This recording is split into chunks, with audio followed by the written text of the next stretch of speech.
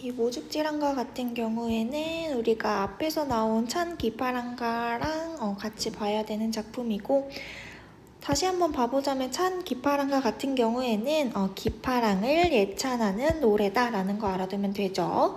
그래서 가장 중요한 것은 기파랑을 예찬하고 혹은 기파랑을 추모하는 그런 정서들이 있다라는 거 알아두면 돼요.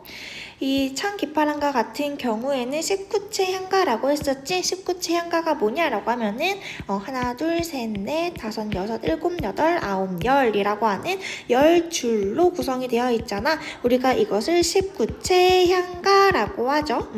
갈래 꼭 알아둬야 되고, 분석하고 넘어가 볼게.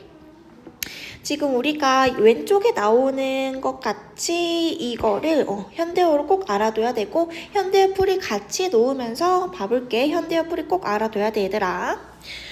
들어가 보면 느껴본 바람에, 그러니까 흐느끼며 바라봄에 라고 나와 있지 얘들아. 흐느낀다 라고 나와 있어. 지금 화자의 정서가 직접적으로 나와 있죠.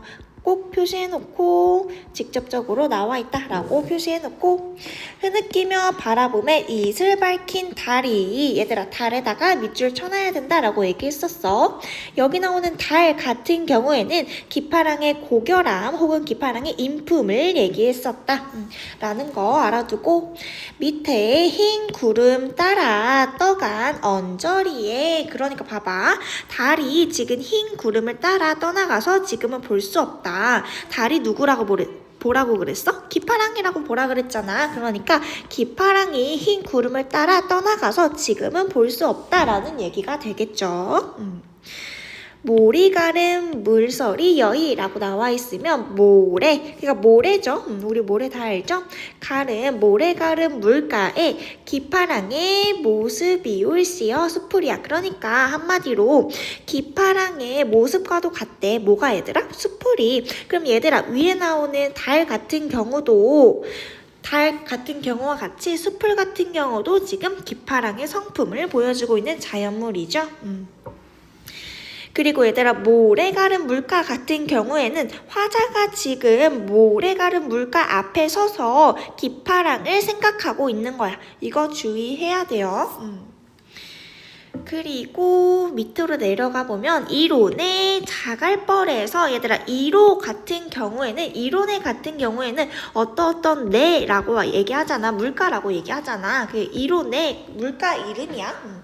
이론의 자갈벌에서, 얘들아 이거 주의해야 돼. 화자가 있는 공간적 배경이다. 화자야. 얘들아 여기서 화자랑 기파랑이랑 잘 체크해야 되는데, 기파랑의 위치가 아니라 화자의 위치다. 요거 꼭 하나 체크해주고, 지금 화자가 이론의 자갈벌에 와 있는 거야. 낭이 지니시던, 여기 나오는 낭은 기파랑이 되겠죠?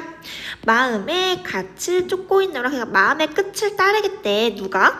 화자가 이론의 자갈벌에서 기파랑이 지니시던 마음의 끝을 쫓고 있노라. 그러니까 지금 화자는 기파랑을 따르고 싶은 마음이 많이 있다라는 얘기가 될 것이죠. 기파랑에 대한 추모와 존경에 대해 얘기하고 있고, 아야 같은 경우에는 얘들아 감탄사야. 여기 나와 있네. 낙구 첫머리 감탄사고 19채 향가의 특징이 되겠죠? 이 낙구 첫머리 감탄사에 여기 시상집약, 감정고주, 시상마무리, 그 감탄사의 역할들은 꼭 알아둬야 되고, 잣나무 가지가 높아. 자식까지는 잣나무 가지야. 얘 잣나무 가지도 마찬가지로 기파랑의 성품을 얘기한다. 왜? 나뭇가지가 너무 높대. 그러니까 기파랑의 고고한 절개 지조가 높다라는 얘기가 되겠죠. 그러면 지금 위에 나오는 달, 수풀, 나뭇가지 세 가지가 지금 기파랑의 인품을 보여주고 있는 자연물들이다라는 거 알아두면 되고, 눈이 모두 덮을 고깔이여 라고 나와 있지? 그러니까 현대어로 보면은 눈이라도 덮지 못할 고깔이여 라고 나와 있어. 얘들아 지금 여기 나오는 눈 같은 경우는 위에 나오는 잣나무 가지를 덮는 실현 고난 역경이 되겠죠?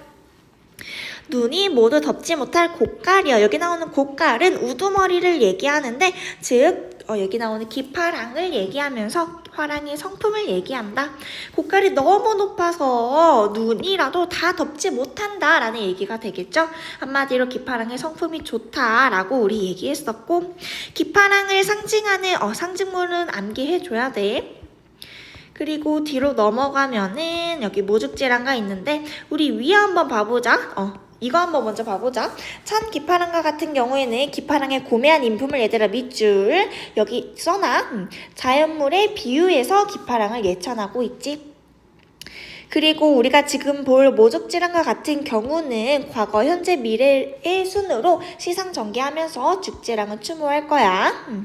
화자의 태도 같은 경우에는 찬기파랑과 같은 경우에서는 기파랑의 고매한 정신세계를 우러르면서 따르고자 했었죠. 우리가 지금 볼 모죽지랑과 같은 경우에는 죽지랑과의 과거를 추억하며 재회를 소망한다. 지금 여기 찬기파랑과 모죽지랑과 분석하는 부분 있죠? 얘는 꼭 알아둬야 돼, 얘들아. 우리 이거 보기 전에 모죽지랑가 먼저 한번 봐볼게. 얘들아, 모죽지랑가 같은 경우에는 팔구체 향가야. 팔구체 향가. 분석 한번 해놓고 나중에 정리 한번 더 해줄게. 얘들아, 지금 모죽지랑과 같은 경우에는 이 모가 추모하다의 모자고 죽지랑은 우리가 기파랑처럼 사람 이름이다 라고 생각해주면 돼. 왼쪽에는 봐봐, 얘들아. 지금 이거 자체는 누가 썼냐라고 하면은 나와 있어. 김완진 해독이라고 나와 있죠. 이 부분을 지금 김완진이라고 하는 분이 쓰신 거야. 지금 이 현대어풀이 같은 경우에는 우리가 지금 와서 현대어풀이를 한 거고요. 그러면 여기 앞에 나오는 드고 지음은 뭐냐라고 하면은 이 한자 있지. 얘를 우리가 향찰이라고 하죠. 향가는 얘들이 향찰로 쓰였잖아. 그치? 향찰은 얘들아 한문으로 쓰였다라고 하면 맞아 틀려? 한문으로 쓰인 거 아니라 한자의 음과 뜻을 빌려 썼다라고 하면 맞는 거지. 이 부분을 지금 드고가 지었는데 후대에 넘어와서 김완진이라고 하신 분이 그때 당시에 우리나라 말로 이렇게 해독을 해놓은 거고, 지금 우리가 이것도 다시 한번 현대어로 풀이하잖아. 그래서 우리는 얘를 위주로 봐줘야 된다라는 거 알아두면 되고, 얘는 볼 필요는 없을 것 같고 이렇게만 놓고 볼게. 그다음에 현대어 풀이는 꼭 알아둬야 돼. 같이 한번 분석이랑 현대어 풀이 가볼게. 간봄 돌아오지 못하니 라는 뜻이고, 얘들아 간봄이 지나간 봄이 돌아오지 못한데 여기다가 얘들아 봄에다가 동그라미 하나 쳐놓을까? 봄은 우리가 굉장히 플러스의 의미를 담고 있는 시죠? 근데 이 봄이 어떻게 됐대? 지나갔대. 그리고 돌아오지 못한대.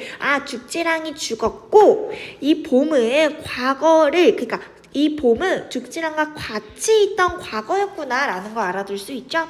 지나간 봄이 돌아오지 못하니 살아계시지 못하여 우울 이시름. 그러니까 지금 살아계시지 못하여, 누가 살아계시지 못한 거야? 그치? 죽지랑이 지금 살아계시지 못한 거야. 살아계시지 못해서, 죽지랑이 살아계시지 못해서 우울하고 이 시름이래. 누구야 그러면 얘들아? 우울하고 이 시름이 담겨있는 주체는 화자가 되는 거야. 화자의 직접적인 정서 나오고 있고요. 죽지랑이 죽은 것에 대한 슬픔을 느끼고 있다 정도로만 알아두면 돼. 그래서 여기까지가 기 부분인데, 죽어서, 그러니까 죽지랑이 죽어서 돌아오지 못하는 임에 대한 슬픔에 대해 화자는 얘기하고 있다 알아둘 수 있고, 전각을 밝히오신 모습이 해가 갈수록 헐어가도다 라고 나와 있죠. 얘들아, 전각을 밝혔대. 누가 밝힌 거야? 모죽지랑, 그러니까 죽지랑이 전각을 밝힌 모습이 해가 갈수록, 그러니까 시간이 지날수록 헐어간대. 얘들아, 헐어간다라는 거 마이너스 정서죠. 이 전각을 밝혔다라고 얘기하고 있으니까 전각은 죽지랑의 인품이 될 거고, 그 모습이 해가 갈수록 헐어가고 있구나. 임에 대한 모습에 대한 안타까움 나타나고 있죠. 그러니까 옛날에는 플러스였어. 근데 지금은 해가 갈수록 헐어간다. 지금은 마이너스가 되는 거죠. 그리고 모습이 옛날에는 플러스, 정각을 밝히고 뭐 사람들에게 존경을 받고 그랬던 분이 해가 갈수록 헐어간다 라고 마이너스 정도로 넘어가고 있죠. 이걸 보고 우리는 인생 무상을 느낄 수도 있다 정도로만 볼 수 있어.